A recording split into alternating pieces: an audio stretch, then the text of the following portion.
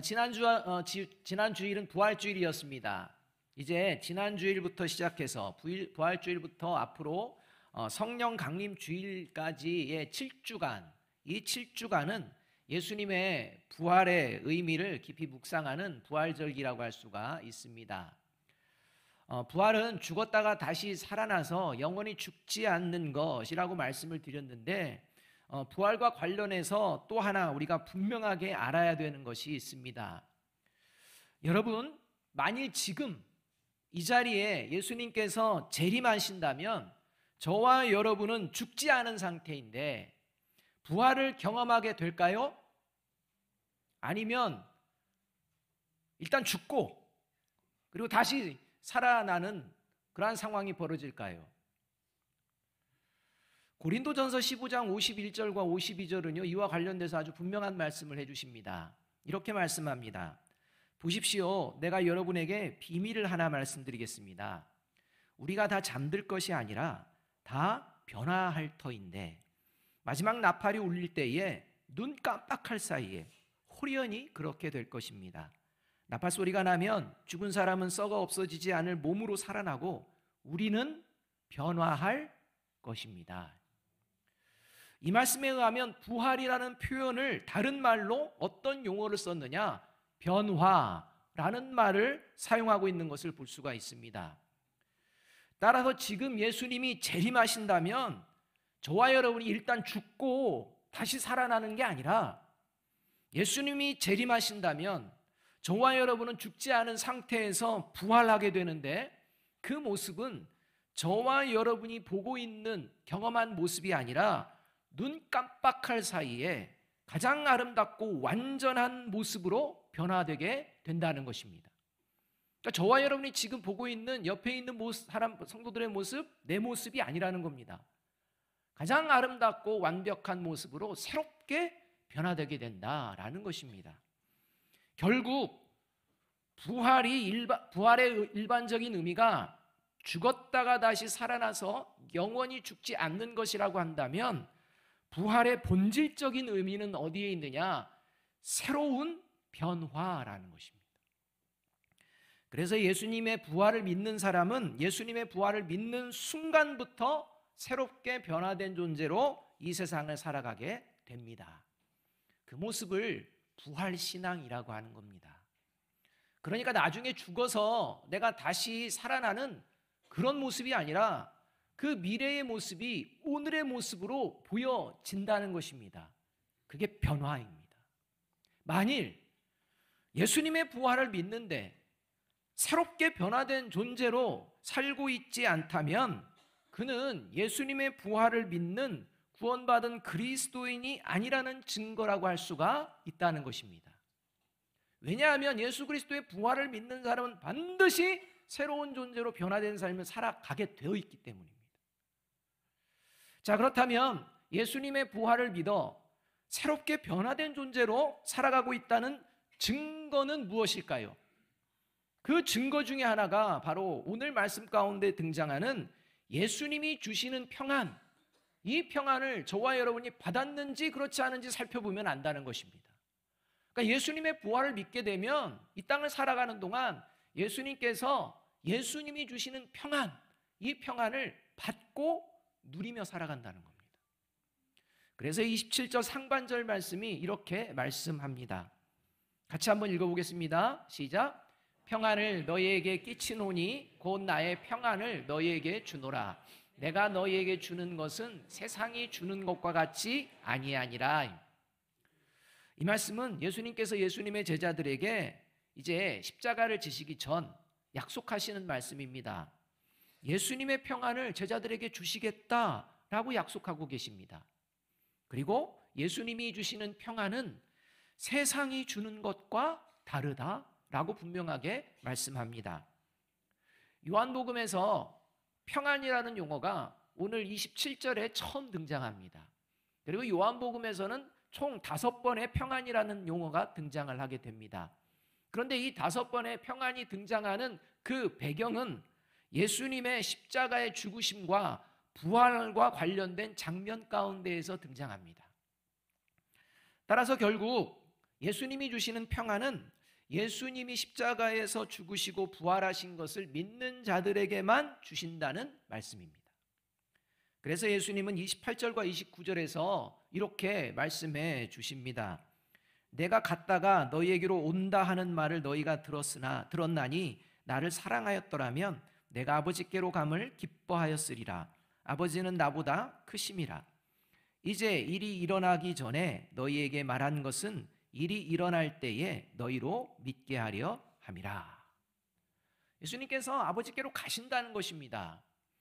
예수님이 아버지께로 가신다라는 말씀은 앞으로 예수님이 십자가에서 죽으시고 그리고 부활하시고 승천하시고 더 나아가서는 이제 성령님을 이 땅에 보내주시게 될 것이다 라는 말씀입니다. 좀 더 나아가서는 이제 그 주님께서 다시 오실 것이다 라는 말씀까지도 포함이 다 돼 있다는 겁니다. 그리고 제자들은 앞으로 이 일을 목격하고 경험하며 예수님을 바르게 믿게 될 것이다 라는 말씀입니다. 따라서 예수님의 평안은 예수님의 부활을 믿지 않는 사람들은 결코 받을 수도 누릴 수도 없는 평안입니다. 자, 그렇다면 예수님의 부활을 믿는 구원받은 그리스도인이 이 세상을 살아가면서 누리는 예수님이 주신 평안은 구체적으로 어떤 평안일까요? 세상 사람들도 평안을 이야기합니다. 그리고 평안을 나름대로 누린다고 말도 합니다. 그런데 세상이 말하는 평안이 아닌 예수님이 주시는 평안, 그것이 저와 여러분의 삶의 자리에 있는지 살펴보아야 합니다. 과연 예수님이 주시는 평안, 그 평안이 저와 여러분의 삶의 자리에 작동되고 있는가 살펴보아야 한다는 것입니다. 그게 구원을 받은 증거이기 때문입니다. 예수님의 부활을 믿는다는 증거이기 때문입니다. 첫째로 예수님이 주시는 평안은 이런 것입니다. 같이 한번 읽어봅니다. 시작. 죄를 이기는 능력이 발휘되는 평안입니다. 자, 이 능력이 저와 여러분에게 발휘되고 있는가 살펴보아야 한다는 것입니다. 예수님이 주시는 평안을 받게 되면 죄를 이기는 능력이 발휘된다는 겁니다. 여러분, 죄를 이기는 능력이 발휘되기 위해서는 가장 먼저 선행하는 게 있는데 그게 뭐냐? 하나님의 말씀을 바르게 배우고 깨닫게 되는 것입니다. 그래서 26절은 예수님께서 이렇게 말씀해 주고 계십니다. 함께 읽습니다. 시작. 보혜사 곧 아버지께서 내 이름으로 보내실 성령 그가 너희에게 모든 것을 가르치고 내가 너희에게 말한 모든 것을 생각나게 하리라. 평안을 이야기하기 전에 하나님의 말씀과 관련된 부분을 언급하십니다. 이 말씀에 의하면 예수님의 부활을 믿는 자들에게는 하나님께서 성령을 보내주셔서 성령님을 통해 하나님의 말씀을 바르게 배우고 깨닫고 생각나게 하셔서 이제는 삶의 자리 가운데에 하나님의 사람으로 살아내는데 그 특징 중에 하나가 죄를 이기며 살아가게 된다는 것입니다. 하나님의 말씀을 통해 죄를 분별할 수 있는 능력이 있기 때문입니다. 요한복음 8장을 보면 현장에서 간음하다가 붙잡혀서 예수님 앞에 끌려온 한 여인에 대한 이야기가 나옵니다. 율법에 의하면 이 여인은 간음한 죄로 인하여서 이제 돌에 맞아서 죽어야 하는 상황입니다. 이런 상황 속에서 예수님은 사람들에게 죄 없는 사람이 먼저 돌로 치라 이렇게 말씀하시고 이 말씀 들은 사람들이 모두 고민합니다. 그러면서 자신들이 들었던 돌을 다 내려놓습니다. 그리고 흩어집니다. 돌아갑니다. 그리고 결국 예수님과 간음한 여인만 남게 됩니다. 그때 예수님께서 간음한 여인을 향해 너를 정죄한 사람은 없느냐라고 물으십니다. 이 물음에 이 여인이 대답을 하고 이 대답에 또 예수님께서 말씀하시는 장면, 이게 중요합니다. 요한복음 8장 11절 말씀입니다. 대답하되 주여 없나이다. 예수께서 이르시되 나도 너를 정죄하지 아니하노니 가서 다시는 죄를 범하지 말라 하시니라. 죽음의 공포에 떨고 있었던 간음한 여인의 마음, 예수님께서 나도 너를 정죄하지 않노라 라고 할 때 그 여인은 말할 수 없는 평안을 그 마음 가운데에 얻게 되었을 것이 분명합니다. 이렇게 마음의 평화를 누리는 그 상황에서 예수님은 내가 너를 정죄하지 않는다라는 말로 멈추지 않습니다. 계속해서 말씀하십니다. 가서 다시는 죄를 범하지 말라라는 겁니다.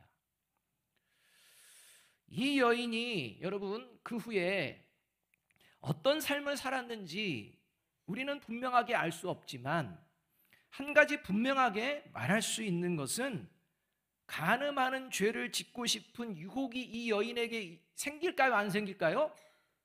생길 수 있습니다. 여러분 이런 것으로 말미암아 붙들려 온 정도면 그 마음 생길 수도 있습니다. 또 생길 수 있습니다. 이렇게 간음하는 죄를 지금 지을 수 있는 유혹이 벌어질 때 그때 이 여인이 과거에 그때 예수님이 날 정죄하지 않았지 그러니까 또 해도 뭐 문제가 되겠어? 이런 생각을 했을까요? 아닐 겁니다. 그 죄의 유혹이 올 때 과거에 그 죽음의 공포에서 해방되어 누렸던 평안과 함께 다시는 죄를 범하지 말라라는 예수님의 말씀이 떠올랐을 것이 분명할 것입니다. 여러분, 다시는 죄를 짓지 않을 수 있는 능력, 죄를 이기고자 힘쓰는 마음, 이것이 바로 예수님이 주시는 평안의 능력입니다. 지난 부활주의를 앞두고 러시아 푸틴 대통령이 우크라이나 대통령에게 부활절이니 우리 일단 전쟁 멈추고 부활절 끝나면 또 싸우자 뭐 이런 휴전을 하자는 일방적 통보를 했다는 기사를 보았습니다. 아마 푸틴 대통령은 예수님의 부활에 대해서 알고 있는 것 같습니다. 예수님의 부활 그 주일 그날이 참 소중하다는 것도 알고 있는 것 같습니다. 그렇다면 푸틴 대통령은 예수님의 부활을 믿으며 살아가고 있을까요? 여러분, 그 문제는 푸틴 대통령만의 문제가 아닙니다. 그 기사를 읽으며 저의 삶도 돌아봤습니다. 지난주일 부활주일 예배 드렸습니다. 부활주일이어서 다 알고 옵니다. 예배도 드립니다. 자, 그 부활주일에 예배 드린 저와 여러분의 지난주의 삶을 돌아볼 때 한 주간 죄를 이기며 살아가고자 힘쓰며 살아가고 있었는지 살펴보아야 합니다.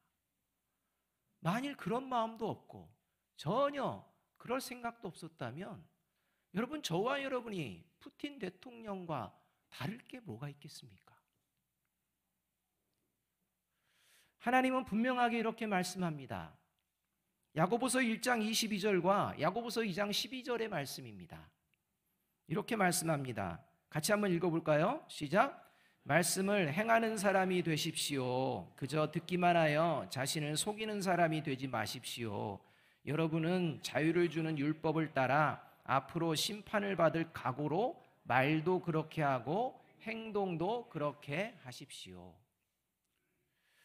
바라기는 죄의 유혹이 있을 때마다 우리를 영원한 형벌에서 구원하시기 위하여 십자가에서 죽으시고 부활하신 예수님께서 그때마다 다시는 죄를 짓지 말라 하신 이 말씀을 기억하며 죄의 유혹을 이기며 살아가는 저와 여러분이 되시기를 주님의 이름으로 축복합니다. 이게 예수님의 평안을 받은 사람의 모습이라는 것입니다. 둘째로 예수님이 주시는 평안은 같이 한번 읽어봅니다. 시작. 절망을 이기는 능력이 발휘되는 평안입니다. 27절 하반절 말씀 함께 읽습니다. 시작. 너희는 마음에 근심하지도 말고 두려워하지도 말라. 여기서 말씀하시는 근심과 두려움은 그냥 가벼운 근심과 두려움이 아닙니다. 이 근심과 두려움은 모든 희망이 사라지는 절망에 빠져서 결코 평안을 기대할 수 없는 그러한 상황을 이야기합니다. 그런 상황 가운데 이제 제자들이 처할 겁니다. 3년간 예수님 따라다녔습니다. 뭔가를 의지하며 이제는 뭔가 자신들의 꿈을 이룰 수 있고 희망을 가지고 살았는데 그게 다 물거품이 되는 그 사건이 십자가입니다. 그 십자가의 사건 때문에 그들에게는 모든 희망이 사라지고 이제는 근심과 두려움만 가득 차는 이러한 상황이 전개될 것이라는 것입니다. 결국 이 말씀은 예수님의 부활을 믿는 그리스도인의 삶의 자리에도 언제든지 근심과 두려움, 절망스러운 상황이 있을 수 있다는 것입니다. 예수님을 믿으니 그런 상황이 전혀 안 생긴다, 이런 말씀 하나님 안 하십니다. 예수님을 믿을지라도 그 삶의 자리 가운데에 근심과 두려움, 모든 희망이 사라지는 절망의 자리까지도 맞닥뜨릴 수 있다는 것입니다. 그러나 그러한 상황 속에서도 예수님의 부활을 믿는 사람들에게는 근심과 두려움, 절망을 이기는 능력을 주시겠다라는 약속의 말씀입니다. 이것이 예수님께서 주시는 평안의 능력입니다. 이 능력이 저와 여러분의 삶의 자리, 특별히 근심과 두려움과 절망의 자리에서 발동되고 있는지, 발휘되고 있는지를 보아야 합니다. 예수님을 믿음으로 이러한 평안을 누린 대표적인 존재가 마가복음 5장에 등장을 하는데, 한 여인의 이야기입니다. 12년간 혈루증을 앓고 있었던 여인입니다. 마가복음 5장 25절에서 26절 말씀입니다. 12해를 혈루증으로 앓아온 한 여자가 있어 많은 의사에게 많은 괴로움을 받았고 가진 것도 다 허비하였으되 아무 효험이 없고 도리어 더 중하여졌던 차에. 이 말씀에 의하면 한 여인이 비정상적으로 계속 피를 흘리는 질병에 걸렸습니다. 이 질병을 알게 되는 순간부터 이 질병의 치료를 위해 1, 2년이 아니라 12년간 백방으로 애쓰고 노력했습니다. 그러나 12년간의 결과는 몸도 마음도 망가지고 재산도 다 허비하고 더 나아가 병은 더 위중한 상태가 되어 있는, 이제는 아무런 희망을 찾아볼 수 없는 이런 상황까지 벌어졌다는 것입니다. 이런 상황 속에서 예수님의 소문을 듣고 이제 수많은 군중들 사이를 헤집고 예수님의 옷자락을 만집니다. 그 순간 병이 낫게 됩니다. 그걸 알게 됩니다. 그런데 문제는 이걸 예수님께 들켰다는 겁니다. 예수님이 알게 됐습니다. 모를 줄 알았습니다. 알게 됐습니다. 그리고 예수님이 집요하게 찾습니다. 여러분, 사실 이 장면에서 예수님 모른 척 하시면 안 됩니까? 여러분, 지금 그 절망 가운데 빠져서 한오라기 실오라기 같은 희망을 갖고 왔는데, 이렇게 예수님의 옷자락을 만져서 이제 나았는데 그럼 된 거 아닙니까? 굳이 집요하게 왜 찾으십니까? 그냥 모른 척 해주시지. 지금 특히 야이로의 딸을 살리려고 가던 중간입니다. 예수님이 왜 이렇게 하시는 걸까요? 여러분, 이렇게 예수님이 집요하게 찾으시자 문제가 벌어졌습니다. 그것은 혈루병이 나은 여인이 병 나은 것에 대한 기쁨은 사라지고 더 큰 두려움에 빠진다는 겁니다.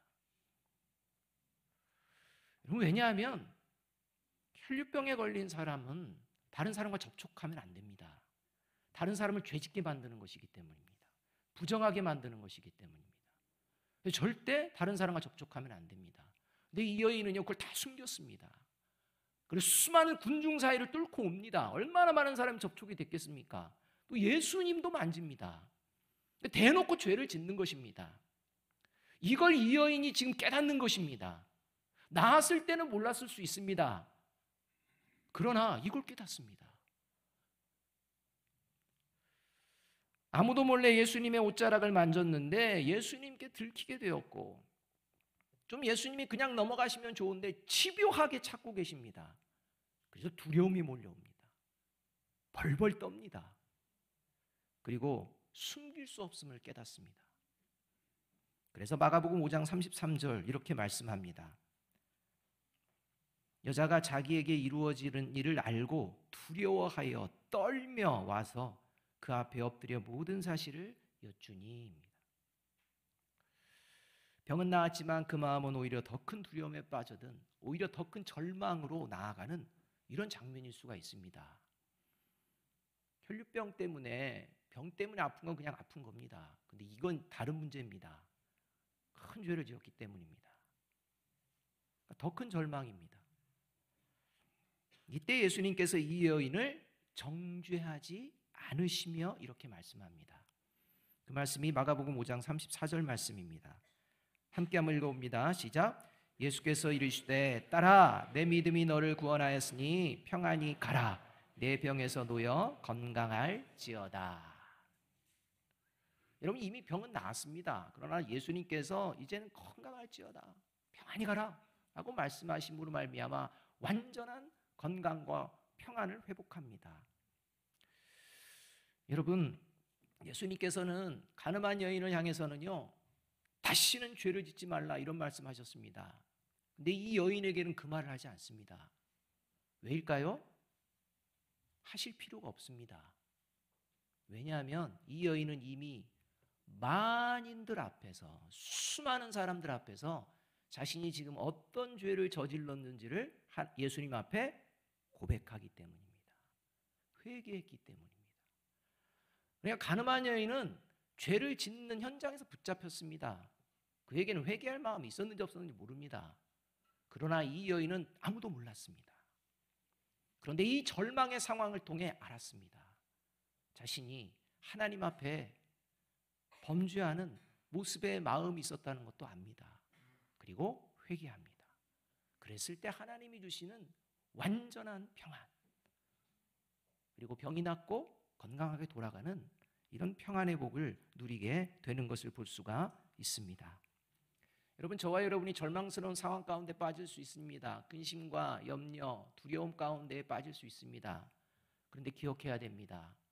그것들을 헤쳐나오는 과정이 하나님이 기뻐하시는 과정이 아니라면 여러분 우리는 그 절망 가운데서라도 회개해야 될 줄로 믿습니다. 그리할 때 하나님의 역사가 이루어집니다. 하나님의 방법이어야 합니다. 하나님께 온전히 의지해야 합니다. 그리할 때 하나님의 놀라운 역사가 그 절망 가운데서도 새로운 소망으로 싹트게 될 줄로 믿습니다.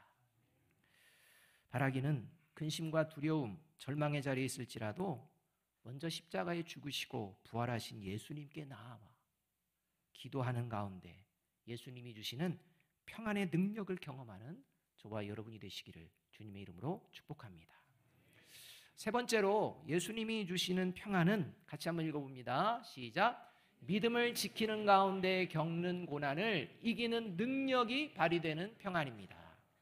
앞에 부분들은 죄와 연결이 되어 있다면 이제 마지막은 믿음을 지키는 것과 관련되어져 있습니다. 요한복음 16장 33절 말씀 함께 한번 읽어보겠습니다. 시작. 이것을 너희에게 이르는 것은 너희로 내 안에서 평안을 누리게 하려 함이라. 세상에서는 너희가 환난을 당하나 담대하라. 내가 세상을 이기었노라. 이 말씀은 예수님을 믿는 믿음을 지키며 살아갈 때 예수님을 믿는 사람에게 환난, 고난의 상황이 생겨날 수 있다는 것입니다. 그때 십자가 고난을 담대하게 이겨내신 예수님, 그 예수님이 주신 평안이 예수님을 믿는 자들의 믿음을 반드시 지켜주실 것이라는 약속입니다. 그러니까 예수님을 믿는 믿음으로 살아내려고 합니다. 그러나 고난이 옵니다. 환난이 옵니다. 이럴 때 그 예수님의 이 평안이 그 고난과 환난을 이겨내고 끝까지 믿음을 지킬 수 있도록 해 주신다는 것입니다. 이렇게 고난 가운데에서 예수님이 주시는 평안으로 끝까지 믿음을 잘 지켜내는 모습이 어떤 것인지를 보여준 대표적인 사람이 있다면 그가 스데반 집사라고 할 수가 있습니다. 수많은 사람이 있습니다. 그러나 대표적으로 꼽는다면 스데반 집사를 꼽을 수가 있습니다. 사도행전 7장을 보게 되면 스데반 집사가 유대 종교 재판정에 이제 서게 됩니다. 그리고 예수님의 십자가의 죽으심과 부활하심을 증거합니다. 그러다가 유대인들의 미움을 받고 시기를 받아서 그 자리에서 돌에 맞아서 순교하게 됩니다. 복음을 전합니다. 믿음을 지킵니다. 흔들리지 않습니다. 그런데 그런 환난과 고난 가운데 우리가 생각하는 결론은 그것에서 이제는 빠져나오고 다시 회복되어지길 원하지만 그렇게 끝나면 좋겠지만 그게 아닙니다. 그 상황 가운데에 순교합니다. 저와 여러분이 그런 상황이 벌어질 때 과연 저와 여러분에게는 어떤 믿음의 능력이, 정말 예수님의 평안의 능력이 과연 일어나고 있는지, 일어날 수 있는지 한번 살펴보아야 합니다. 순교하기 전 스데반 집사의 모습을 사도행전 6장 15절은 이렇게 말씀합니다. 같이 한번 읽어보겠습니다. 시작. 공회 중에 앉은 사람들이 다 스데반을 주목하여 보니 그 얼굴이 천사의 얼굴과 같더라. 여러분, 이 공회는 얼마 전에 예수님을 십자가에 못 박게 한 곳입니다. 그리고 베드로와 요한을 비롯한 사도들이 건건마다 붙들려서 핍박을 당하고 곤욕을 당하고 겁박을 당하던 그곳이 바로 공회입니다. 거기에 스데반 집사가 있다는 겁니다. 얼마나 두렵겠습니까? 그런데 오히려 그 자리에 있는 스데반 집사의 얼굴은 누구의 얼굴과 같다? 천사의 얼굴과 같다. 천사의 얼굴이 어떻게 생겼는지는 알 수 없으나 여러분, 분명한 것은 천사의 얼굴은 평안할까요? 심술궂을까요? 여러분, 평안할까요? 막 불안해할까요? 분명한 건 천사의 얼굴은요, 그 얼굴이 평안하다는 겁니다. 그것을 이야기합니다. 자, 옆에 계신 분 얼굴 한번 보세요. 옆에 계신 분 얼굴. 천사의 얼굴 같나요? 외모가 뭐 화려 이런 거 아닙니다. 그 얼굴이 정말 평안하게 보이십니까? 저의 얼굴 평안하게 보이나요? 여러분, 그러니까 지금 이 평안과 관련되어 있다는 것입니다. 이 예배 자리에 나와 있는데 지금 얼굴이 평안하지 못하다면 뭔가 문제가 있다는 겁니다.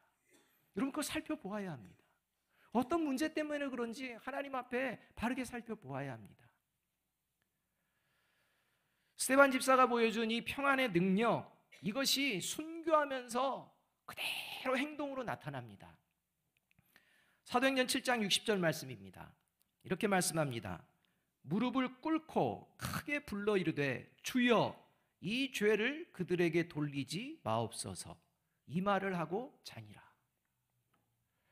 스데반 집사의 마음, 지금 수많은 사람이 돌로 치려는 그 상황, 얼마나 억울하고 괴롭고 힘들겠습니까?